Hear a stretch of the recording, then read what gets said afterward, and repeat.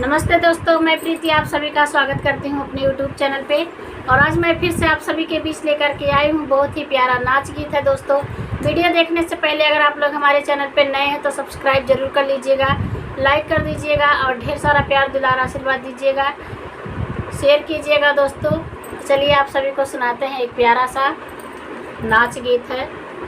ना जाओ परदेस पिया मानो कहनवा, ना जाओ परदेस पिया मानो कहनवा, ना जाओ परदेस पिया मानो कहनवा।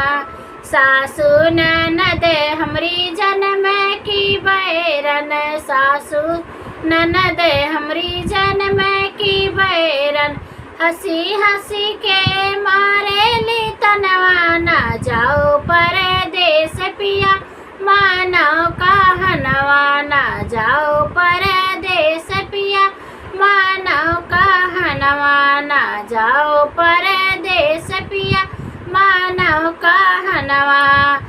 पाँव तोरे लागू हो सासू बढ़ाई तिने, पाँव तोरे लागू हो सासू बढ़ाई तिन, मनाई ले तू बेटा कही के सजनवा, मनाई ले तू बेटा कही के सजनवा।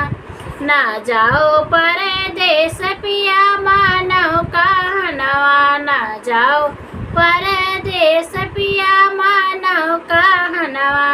जेठनी हमारी जन्म की बैरन, जेठनी हमारी जन्म की बैरन, जेठनी हमारी जन्म की बैरन, हंसी हंसी के मारे ली तनवा। ना जाओ परदेस पिया मानो कहनवा, ना जाओ परदेस पिया मानो कहनवा, ना जाओ परदेस पिया मानो कहनवा।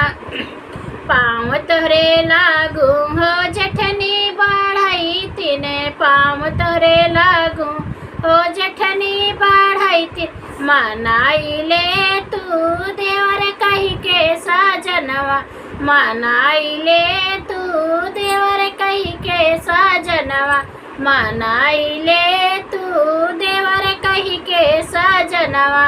ना जाओ परदेस पिया मानो कहनवा, ना जाओ परदेस पिया मानो कहनवा, ना जाओ परदेस पिया मानो कहनवा।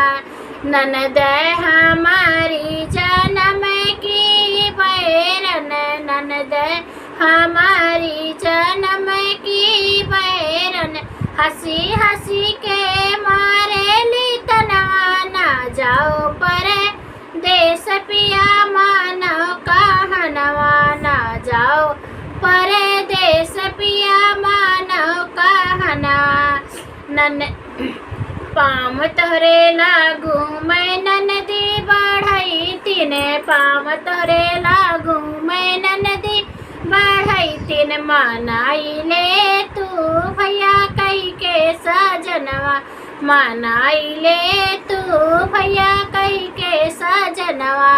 ना जाओ परदेस पिया मानो कहनवा, ना जाओ परदेस पिया मानो कहनवा, ना जाओ परदेस पिया मानो कहनवा।